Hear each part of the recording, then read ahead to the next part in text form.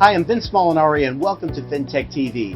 We're broadcasting from the iconic New York Stock Exchange, and I'd like to welcome a friend, a repeat guest, Rob Sechrist, who is the president of Pelorus Capital Group.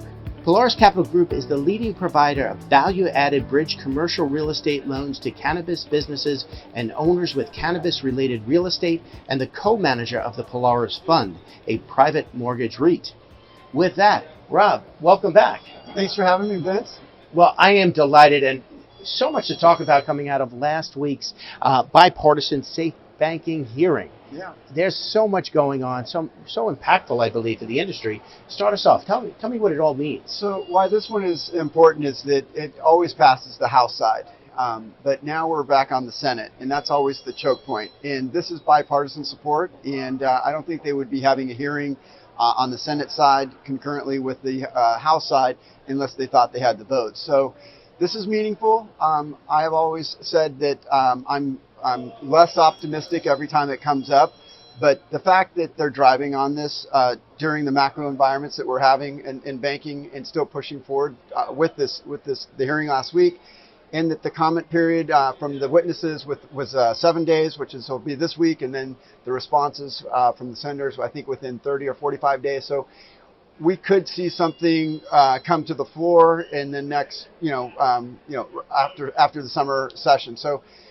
there's a chance. I always say, though, that even though both parties are pro-cannabis, the Democrats are more want stuff on criminal justice, social equity reform, and the Republicans are more on regulatory reform, more corporations and deregulation, or businesses and things like that, or the regulation of the businesses in a more universal format. So this is positive. We'll see what happens. I always want to put on the record, we are very positive or pro any meaningful legislation that will pass.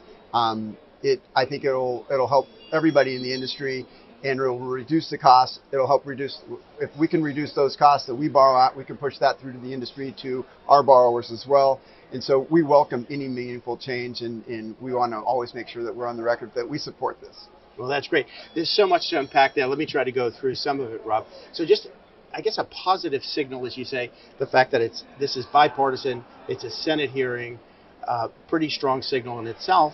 But I think you kind of alluded to it, but in the midst of a bit of a banking crisis, as we can categorize it, that this conversation is still happening. So I would think that's meaningful in itself. It is. I mean, you got some people upset that it's happening because even though it's a $27 billion industry, which is bigger than MLB and NFL combined, it's nothing part of that puts it in perspective. Yeah, wow. Nothing. It's not that big compared to the $30 trillion U.S. economy, but the fact that they're driving on it is meaningful in spite of what's happening in the macroeconomic time right now. So you talk about comment period. You talk about when sessions reconvene in September. Is that a realistic time frame? Well, that's what the timeline kind of lays out to be. So we'll see.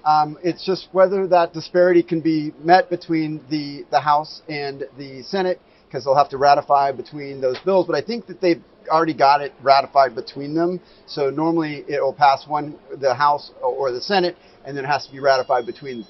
It's my understanding that this time they've got it basically ratified. So they've streamlined a lot of things. And hopefully we'll see something happen. It would be great. Well, as we close out, Rob, I don't want to say you've been pessimistic, but I'd say you certainly have a glimmer of optimism this time. And tell me, that optimism, how meaningful for the entire sector is this? It would be so meaningful, because without getting the cash out of the businesses' hands is a major issue for the actual businesses. But broadly, without institutional capital being able to come into the space, we really can't bring those costs down and drive the industry of where it really could be. And those are both really meaningful parts here. The whole entire cannabis sector for equity investments is, publicly traded, has been driven by over-the-counter publicly traded stocks, and that's primarily just retail. And it's infinitesimal to the institutional capital that we have available on the New York Stock Exchange and other major exchanges. And we're not. It's going to happen, whether it's this administration or the next. Who knows? But I guarantee you, something will happen to deconflict the state policy from federal policy. Will it happen in this session? We're hopeful, but I wouldn't say I wasn't necessarily pessimistic, because I was just more realistic, because I know you know politics as well as I do. There's a lot that's happening behind. A lot of moving parts. A lot of moving parts behind the scenes that people don't realize. Terrific.